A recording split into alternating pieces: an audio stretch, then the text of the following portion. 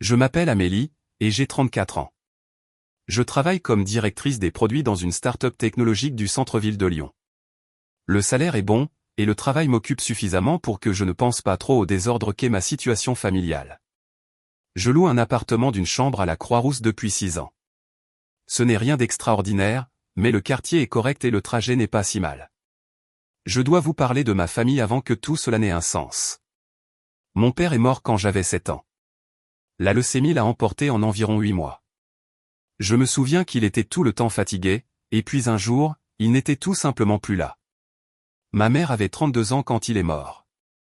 Elle devait s'occuper de moi et n'avait pas de véritable carrière à proprement parler. Papa avait été le soutien de famille.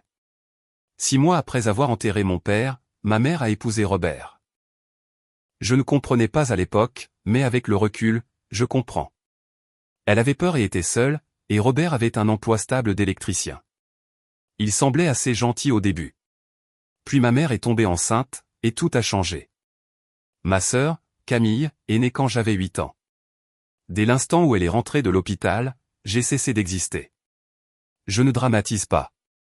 C'était juste comme ça. Camille était la fille biologique de Robert, et ma mère voulait s'assurer qu'il sache qu'elle donnait la priorité à son enfant. Je suis devenu la baby-sitter attitrée. Je changeais les couches, préparais les biberons et accompagnais Camille à l'école quand elle a grandi. Ma mère s'est consacrée à être l'épouse et la mère parfaite pour Robert et Camille. Elle assistait à absolument tous les événements scolaires de Camille. Elle organisait des fêtes d'anniversaire somptueuses. Elle lui achetait des vêtements et des jouets chers. Pendant ce temps, je portais les vêtements de seconde main de mes cousins et recevais une carte pour mon anniversaire si j'avais de la chance. Je ne dis pas cela pour que vous ayez pitié de moi. Je vous donne juste le contexte. À 18 ans, j'ai quitté la maison. J'ai obtenu des bourses et des prêts et j'ai payé mes propres études. J'ai eu 2 emplois et j'ai obtenu un diplôme en informatique. J'ai bâti ma carrière à partir de rien. J'ai envoyé un faire-part de remise de diplôme à ma mère et à Robert, mais ils ne sont pas venus. Camille avait un récital de danse ce même week-end. Le fait est que, je n'en suis plus en colère. Vraiment pas. J'ai accepté il y a des années que ma mère a fait ses choix et que j'ai fait les miens. Nous sommes polis l'une envers l'autre. Je suis présente pour les grandes fêtes. J'envoie des cadeaux pour les anniversaires. Ça va. J'ai ma propre vie, et ils ont la leur. Ou du moins, c'est ce que je pensais jusqu'à il y a 3 mois. Ma mère m'a appelé un mardi soir. Je rentrais tout juste du travail, et franchement, j'étais fatigué et je voulais commander à emporter et regarder Netflix. Mais j'ai répondu parce qu'on répond quand sa mère appelle. Amélie, je dois te parler de quelque chose d'important, a-t-elle dit. Pas de « bonjour ». Pas de « comment vas-tu ». D'accord. Qu'est-ce qui se passe? Peux-tu passer ce week-end? Samedi après-midi. J'ai failli dire non. J'avais prévu de faire le grand ménage dans mon appartement et peut-être d'aller à un cours de yoga. Mais quelque chose dans sa voix m'a fait accepter. Donc, ce samedi-là, j'ai conduit jusqu'à Écully, où vivent ma mère et Robert. La maison est dans un quartier calme avec de bonnes écoles. C'est une maison de plein pied avec 3 chambres et un grand jardin. Je me suis garé dans l'allée et je suis resté assise là 1 minute avant d'entrer. Ma mère a ouvert la porte. Elle a 59 ans maintenant, et ça se voit. Ses cheveux sont principalement gris, et elle a pris du poids au fil des ans. Elle m'a serré brièvement dans ses bras et m'a conduite à la table de la cuisine, où Robert était déjà assis. Camille n'était pas là, ce qui était inhabituel. Les réunions de famille incluaient toujours Camille. Où est Camille, ai-je demandé. Elle regarde des appartements avec David, a dit ma mère. David est le fiancé de Camille. Ils sont ensemble depuis 2 ans. Ils travaillent dans la vente pour une entreprise pharmaceutique. Oh, c'est bien. Ma mère et Robert ont échangé un regard. Puis ma mère a croisé les mains sur la table et m'a regardé. Amélie, nous devons parler de la situation de Camille. Elle et David veulent acheter un logement, mais ils ont besoin d'aide pour l'apport. Je savais déjà où cela allait mener. J'ai senti mon estomac se nouer. D'accord. Nous espérions que tu pourrais l'aider. Elle a besoin d'environ 45 000 € pour un apport décent pour une maison dans un bon quartier. J'ai éclaté de rire. Je n'ai pas pu m'en empêcher. Vous voulez que je donne 45 000 € à Camille? Ce n'est pas donné. C'est aider la famille, a dit Robert. Sa voix avait cette intonation tranchante qu'elle prenait toujours quand il me parlait. Je ne donnerai pas 45 000 € à Camille. Le visage de ma mère s'est durci. Amélie, tu as l'argent. Ne fais pas semblant que non. Comment sais-tu ce que j'ai? Camille m'a dit que tu économisais pour acheter une maison. Elle a vu ton relevé de compte une fois quand elle était dans ton appartement. Je m'en souvenais. Camille était passée à l'improviste il y a environ 1 an. J'avais laissé mon ordinateur portable ouvert sur le comptoir de la cuisine. Je n'y avais pas pensé à l'époque. Cet argent est pour ma maison, pas celle de Camille. Tu as déjà un appartement, a dit ma mère. Je suis locataire. Je veux acheter. Camille en a plus besoin que toi. Elle va bientôt fonder une famille. Elle a besoin de stabilité. Alors elle peut économiser comme je l'ai fait. Tu es égoïste, a dit Robert. Je me suis levé. Je ne ferai pas ça. La réponse est non. Amélie, assieds-toi, a dit ma mère. Non. J'aide déjà Camille. Je paie son loyer depuis 3 ans. Ma mère a cligné des yeux. Quoi? Je paie 1 400 € par mois pour le loyer de Camille. Elle vous a dit que ça venait de la prime de David, mais ça vient de moi. Je lui ai déjà donné plus de 50 000 €. Le silence s'est fait dans la pièce. Le visage de ma mère est passé du blanc au rouge. Tu aurais dû nous le dire, a-t-elle finalement dit. Pourquoi? Pour que vous puissiez en demander plus. Nous sommes ta famille, Amélie. Alors traitez-moi comme de la famille au lieu d'un distributeur automatique. Je suis parti. J'ai conduit jusqu'à chez moi, tremblante. Je savais que j'avais mal géré la situation, mais j'étais tellement fatigué d'être celle qui donnait, encore et encore, sans jamais rien recevoir en retour. C'était il y a 2 semaines. Depuis, personne de ma famille ne m'a contacté. Pas d'appel, pas de texto, rien. J'ai supposé qu'ils étaient en colère et qu'ils finiraient par s'en remettre. C'est comme ça que ça se passait toujours. Puis hier, j'ai reçu un courriel. L'objet disait « Action requise, document de vente de propriété ». J'ai failli le supprimer, pensant que c'était un spam, mais quelque chose m'a poussé à l'ouvrir. Le courriel provenait d'une agence immobilière appelée Immobilier de Prestige. Il disait que mon consentement écrit et ma présence physique étaient requis pour finaliser la vente de ma propriété au 847 rue des Érables à Écully, France. Je l'ai lu 3 fois. 847 rue des Érables. C'était l'adresse de ma mère. Et puis je me suis souvenu de quelque chose que j'avais complètement oublié. Cette maison n'appartenait pas à ma mère. Elle m'appartenait. Il y a 5 ans, ma grand-mère est décédée. C'était la mère de mon père et, honnêtement, la seule personne de ma famille qui se soit jamais souciée de moi. Après la mort de mon père, elle a essayé de rester dans ma vie. Elle venait parfois me chercher à l'école et m'emmenait manger une glace. Elle m'envoyait des cartes d'anniversaire avec des billets de 20 € à l'intérieur. Quand je suis entré à l'université, elle m'a donné 5 000 € pour les frais de scolarité. Ma grand-mère avait un appartement en ville où elle vivait, et elle avait la maison à Écully. Ma mère, Robert et Camille vivaient dans la maison. Ça avait toujours été comme ça. Ma grand-mère en était la propriétaire et elle les laissait y vivre sans payer de loyer. Ma mère a toujours agi comme si c'était sa maison, mais ce n'était pas le cas. Quand ma grand-mère est morte, elle m'a légué la maison dans son testament. Elle a fait don de son appartement à une œuvre de charité qui aidait les patients atteints de leucémie. Ma mère était furieuse à ce sujet. Je me souviens d'elle à l'enterrement disant que ma grand-mère aurait dû laisser l'appartement à Camille, que Camille aurait pu l'utiliser quand elle irait à l'université. J'ai trouvé que c'était une chose étrange à dire à un enterrement, mais c'était tout ma mère. Toujours penser à Camille d'abord. L'avocat en charge de la succession m'a appelé environ 1 semaine après l'enterrement. Il m'a expliqué que la maison était maintenant à moi. Il m'a demandé si je voulais la vendre, la louer ou autre. J'y ai réfléchi pendant quelques jours.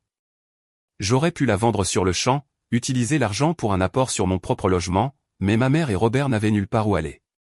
Ils ne pouvaient pas se permettre de louer quelque chose de comparable avec le salaire de Robert. Alors, j'ai dit à l'avocat de simplement transférer le titre de propriété à mon nom, mais de laisser tout le reste en l'état. Ma mère et Robert pouvaient continuer à y vivre. Je ne leur ai pas demandé de loyer. J'ai même continué à payer les impôts fonciers chaque année. C'était environ 3 700 € par an. Ma mère et Robert payaient les charges, et c'était tout. Je ne leur ai jamais dit que la maison était à moi. Je ne sais pas pourquoi. Peut-être que je pensais que ce serait gênant. Peut-être que je ne voulais tout simplement pas m'en occuper. Ils n'ont jamais demandé, et je n'en ai jamais parlé. Je payais juste les impôts chaque année et continuais ma vie. Mais maintenant, assise dans mon appartement à regarder ce courriel, j'ai réalisé ce qu'ils essayaient de faire. Ils essayaient de vendre ma maison sans me le dire. J'ai attrapé mon téléphone et j'ai appelé le numéro indiqué dans le courriel. Une femme a répondu à la deuxième sonnerie. Immobilier de prestige. Ici Julie. Bonjour, je m'appelle Amélie. Je viens de recevoir un courriel concernant une vente de propriété au 847 rue des Érables. Je dois parler à quelqu'un à ce sujet immédiatement. Laissez-moi consulter ce dossier. Un instant, s'il vous plaît. J'ai attendu. Mes mains tremblaient. D'accord, j'ai le dossier ici. En quoi puis-je vous aider? Je n'ai jamais donné la permission de vendre cette propriété. Je suis la propriétaire, et c'est la première fois que j'entends parler d'une vente. Il y a eu une pause. Madame, selon nos dossiers, nous avons toute la documentation nécessaire.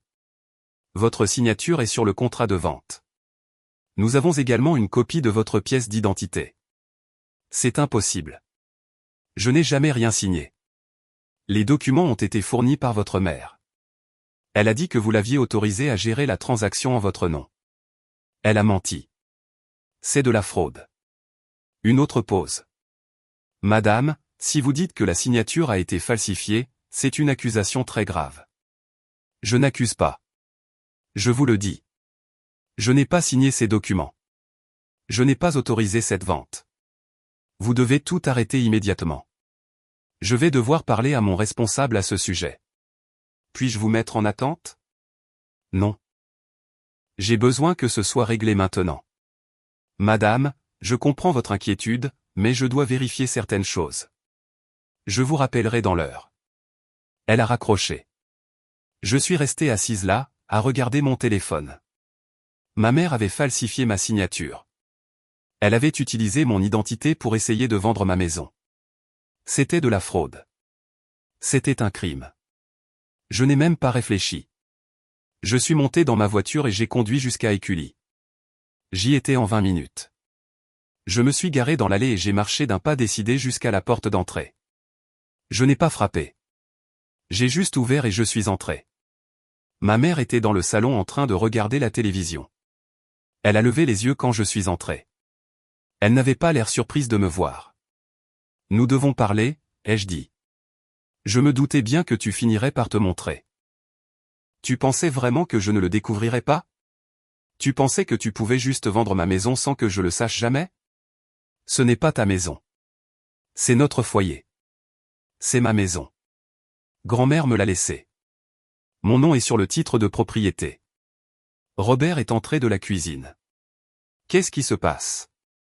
Ta femme a essayé de vendre ma maison sans ma permission.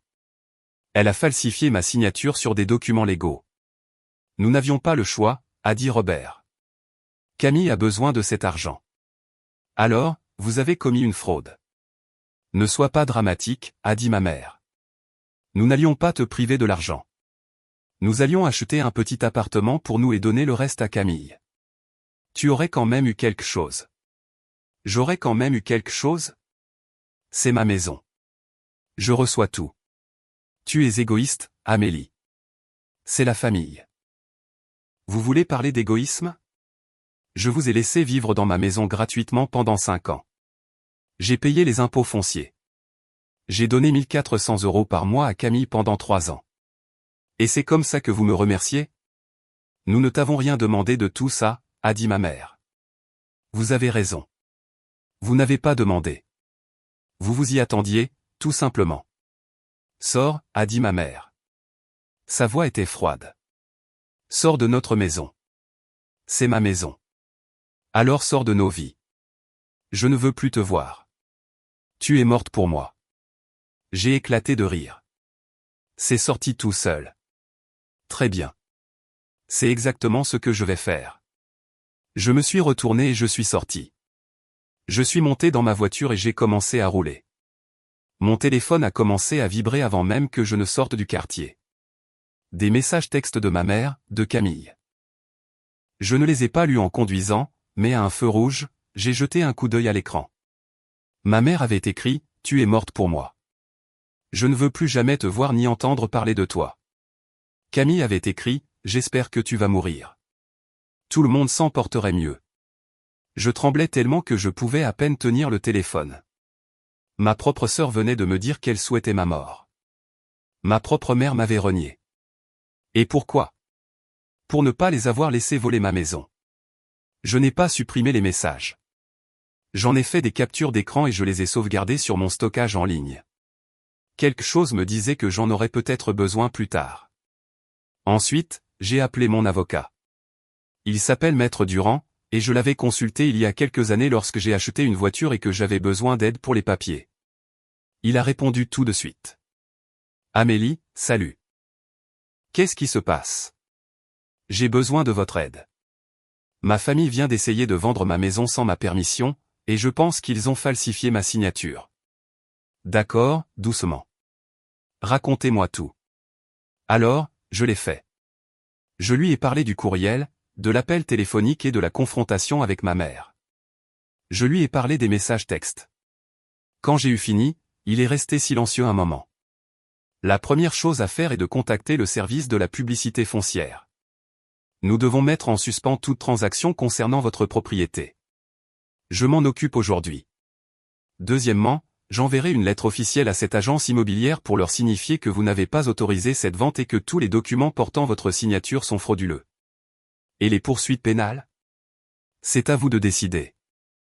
La falsification de documents et la fraude immobilière sont des crimes graves, mais c'est votre famille. Ils viennent de me dire que j'étais morte pour eux. Alors laissez-moi rédiger les documents juridiques, et nous verrons à partir de là. Pouvez-vous venir à mon bureau demain matin? Oui. Apportez toute la documentation que vous avez, le titre de propriété, les avis d'imposition, tout ce qui prouve la propriété et apportez ces messages textes. J'ai raccroché et je suis rentré directement chez moi. Mon téléphone n'arrêtait pas de vibrer, mais je l'ai ignoré. Le lendemain matin, j'ai retrouvé Maître Durand à son bureau. J'ai tout apporté, le titre de propriété, 5 ans de reçu d'impôt foncier, le courriel d'immobilier de Prestige, et les captures d'écran des messages de ma mère et de Camille. Maître Durand a tout examiné attentivement. Il avait la quarantaine, des cheveux gris et des lunettes de lecture qu'il n'arrêtait pas de remonter sur son nez. Il pratiquait le droit immobilier depuis 20 ans, et rien de tout cela ne semblait le choquer. D'accord, voici ce que nous allons faire, a-t-il dit. J'ai déjà contacté le service de la publicité foncière et j'ai fait geler toutes les transactions concernant votre propriété. Personne ne peut vendre ou transférer cette maison sans votre présence physique et une signature notariée. J'envoie également une lettre de mise en demeure à Immobilier de Prestige aujourd'hui. Et ma famille? C'est une question distincte pour le moment. Ils vivent dans votre maison sans contrat de location. Ce ne sont pas des locataires. Ce sont essentiellement des squatteurs que vous avez autorisés à rester. Puis-je les expulser? Oui, vous pouvez leur donner un préavis de 30 jours pour quitter les lieux. Après cela, s'ils refusent de partir, vous pouvez obtenir une ordonnance du tribunal. Combien de temps cela prend-il? Les 30 jours sont requis par la loi. Après, cela dépend de leur coopération. S'ils contestent, nous allons au tribunal, et cela pourrait prendre 1 mois ou 2 de plus. Je veux qu'ils partent. Maître Durand a hoché la tête. Je vais rédiger l'avis d'expulsion aujourd'hui. Nous l'enverrons par courrier recommandé pour avoir une preuve de réception. Le décompte des 30 jours commence lorsqu'ils signent pour la lettre. Et s'ils essaient d'endommager la maison? Documentez tout. Prenez des photos de l'état de la propriété maintenant. S'ils causent des dommages, vous pouvez les poursuivre en justice pour cela. Je veux vendre la maison après leur départ. C'est votre droit. C'est votre propriété. J'ai senti quelque chose se détendre dans ma poitrine.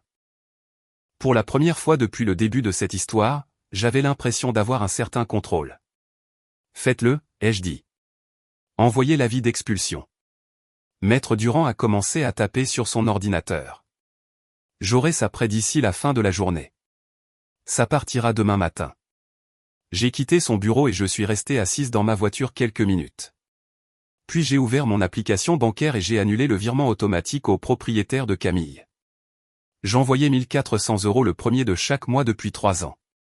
Plus maintenant. Ensuite, j'ai envoyé un texto à Camille, puisque tu prévois d'acheter une maison, tu n'as plus besoin que je paie ton loyer. Bonne chance pour ton achat. J'ai bloqué son numéro après l'avoir envoyé.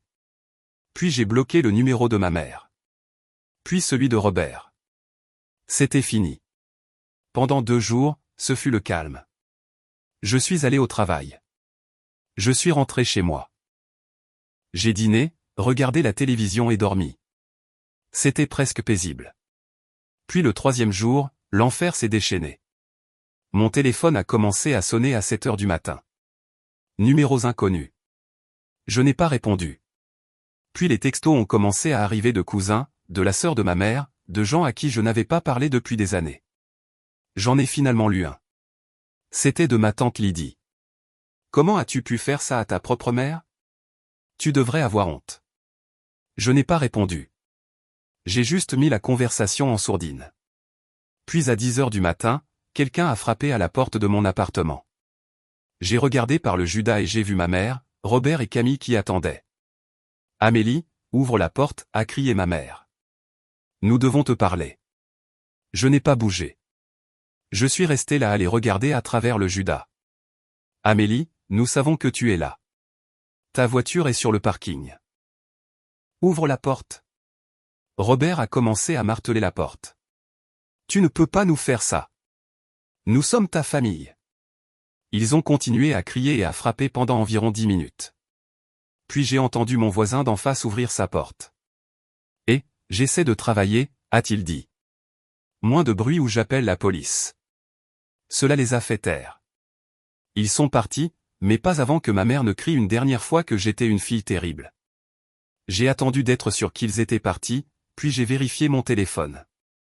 Ma mère avait publié quelque chose dans notre conversation de groupe familial. Je l'ai ouverte même si je savais que je n'aurais pas dû.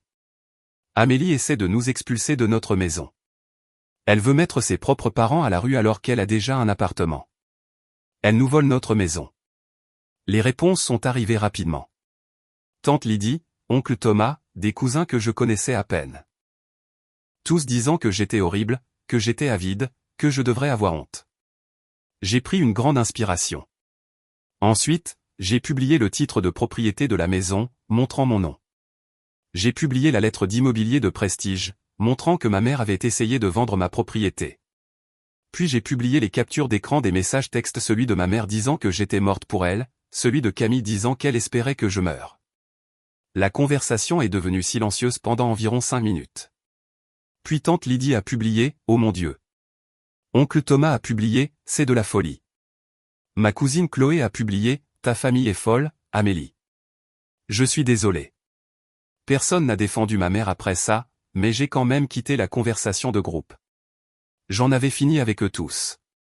La semaine suivante a été rude. Ma mère et Robert se sont présentés à mon appartement 3 autres fois. Je n'ai jamais ouvert la porte. Une fois, ma mère est venue à mon bureau. Elle est passée devant la réception et m'a trouvé à mon poste. Elle s'est mise à pleurer devant tout le monde. « S'il te plaît, Amélie » a-t-elle sangloté. « Ne nous fais pas ça. Nous n'avons nulle part où aller. » Mon patron est sorti de son bureau. « Madame, vous devez partir. Je suis sa mère. Ça m'est égal. C'est un lieu de travail. Partez, ou j'appelle la sécurité. » Ma mère est partie, mais pas avant de m'avoir lancé un regard qui aurait pu tuer. Camille a commencé à faire des vidéos. Elle les a publiées sur Instagram et TikTok. Dedans, elle pleurait et racontait comment sa méchante sœur ruinait sa vie, comment je la rendais, elle et ses parents, sans abri, comment son mariage allait être gâché à cause de moi. Quelques personnes m'ont envoyé des liens vers les vidéos. J'en ai regardé une. Camille avait l'air sincèrement bouleversée. Elle était douée pour jouer la victime. Mais je n'ai pas répondu. J'ai juste continué à aller au travail, à rentrer chez moi et à attendre que les 30 jours soient écoulés. Finalement, le jour est arrivé. Maître Durand et moi sommes allés à la maison ensemble. Ma mère et Robert chargeaient des cartons dans un camion qu'ils avaient loué. Ils le faisaient lentement et de manière dramatique, s'assurant que les voisins puissent voir. Camille était là aussi, enregistrant tout sur son téléphone. « Voilà ce que ma sœur nous fait », disait-elle à la caméra, « nous jeter dehors comme des ordures. » Maître Durand s'est approché d'elle. « Madame, si vous publiez cette vidéo, je vous poursuivrai pour diffamation. Nous avons la documentation de tout, y compris vos messages souhaitant la mort à votre sœur. » Camille a arrêté d'enregistrer. Il leur a fallu 6 heures pour tout déménager. Pendant tout ce temps, ma mère et Robert n'ont cessé de me lancer des regards noirs, mais ils n'ont rien dit. Maître Durand est resté à mes côtés tout le temps, s'assurant que tout se passe bien. Quelques voisins sont sortis pour regarder, mais la plupart connaissaient déjà toute l'histoire. L'une d'entre eux m'avait même dit une semaine plus tôt qu'elle soutenait ce que je faisais. Quand le camion a finalement été chargé, Robert s'est approché de moi. Il m'a tendu les clés de la maison. « J'espère que tu es heureuse », a-t-il dit. J'ai pris les clés. Je le suis. Tu as détruit cette famille. Non, c'est vous qui l'avez fait quand vous avez essayé de voler ma maison. Il est parti. Ma mère ne m'a même pas regardé. Elle est juste montée sur le siège passager du camion, et ils sont partis. Camille a suivi dans sa propre voiture, tenant toujours son téléphone comme si elle pouvait recommencer à enregistrer. Maître Durand et moi sommes entrés pour vérifier la maison. J'avais peur qu'il l'ait saccagée, mais tout semblait en ordre. Il y avait quelques rayures sur le parquet à cause du déplacement des meubles et quelques trous dans les murs où ils avaient accroché des tableaux. Rien de grave. Je vais demander des devis pour les réparations, ai-je dit. Bonne idée. Documentez tout. Nous avons fermé à clé, et je suis rentré chez moi. Cette nuit-là, j'ai mieux dormi que je ne l'avais fait depuis des semaines. La semaine suivante, j'ai engagé un entrepreneur pour réparer les petits dégâts. Puis j'ai engagé une agente immobilière. Elle s'appelait Monique et était spécialisée dans la région d'Écully. Elle a visité la maison et a dit que nous pouvions la mettre en vente pour environ 550 000 €. Le marché est bon en ce moment, a-t-elle dit. Je pense que nous aurons des offres rapidement. Elle avait raison. Nous l'avons mise en vente un jeudi, et le lundi, nous avions 3 offres. J'en ai accepté une pour 570 000 €. Les acheteurs voulaient une vente rapide, alors nous l'avons programmée pour 3 semaines plus tard. Pendant ces 3 semaines, j'ai commencé à chercher une maison pour moi. J'avais l'argent de la vente, plus mes propres économies. Je pouvais me permettre quelque chose de bien. J'ai trouvé un logement à Saint-Cyr-au-Mont-d'Or, 3 chambres, 2 salles de bain, un petit jardin. C'était dans un quartier calme, loin d'Écully et loin de ma famille. J'ai fait une offre, et elle a été acceptée. Les signatures finales ont eu lieu à 2 jours d'intervalle. D'abord, j'ai vendu la maison de ma grand-mère. Ensuite, j'ai acheté ma nouvelle maison. J'ai engagé des déménageurs et j'ai quitté mon appartement en une semaine. Ma nouvelle maison était comme un nouveau départ. J'ai peint les murs. J'ai acheté de nouveaux meubles. J'ai planté des fleurs dans le jardin de devant. Pour la première fois de ma vie, j'avais l'impression d'avoir un espace qui était vraiment à moi. Quelques semaines après mon emménagement, ma cousine Chloé m'a envoyé un texto. C'était le seul membre de la famille que je n'avais pas bloqué. Je voulais juste que tu saches que ta mère et Robert ont emménagé chez tante Lydie. Et Camille et David ont loué un autre appartement. Ils ont reporté le mariage. Merci de m'avoir prévenu, ai-je répondu par texto. Tu vas bien? Oui, je vais bien. En fait, je suis contente. Ce qu'ils t'ont fait était mal. J'ai apprécié cela. C'était agréable de savoir qu'au moins une personne de ma famille comprenait. Je n'ai plus eu de nouvelles de ma famille après ça. J'ai supposé qu'ils étaient toujours en colère, mais je ne m'en souciais plus. Ils m'avaient dit de sortir de leur vie, et c'est exactement ce que j'avais fait. 6 mois ont passé depuis que tout cela est arrivé. Je travaille toujours dans la même entreprise. J'ai toujours les mêmes amis. Mais maintenant, j'ai ma propre maison, une vraie maison que je possède entièrement. Pas d'hypothèque, pas de propriétaire, juste moi. Parfois, je pense à ma mère, à Camille et à Robert. Je me demande s'ils regrettent ce qu'ils ont fait. Je me demande s'ils pensent parfois à quel point les choses auraient pu être différentes s'ils m'avaient simplement traité comme un membre de la famille au lieu d'un distributeur automatique. Mais la plupart du temps, je ne pense pas du tout à eux. J'ai 34 ans, et j'ai enfin la vie que j'ai toujours voulu, un bon travail, une belle maison, la paix et la tranquillité, pas de drame, pas de gens qui exigent des choses de moi, pas de culpabilisation ou de manipulation. Ma grand-mère serait fière de moi. Elle m'a toujours dit de me défendre. Elle a toujours dit que je méritais mieux que la façon dont ma mère me traitait. Elle avait raison.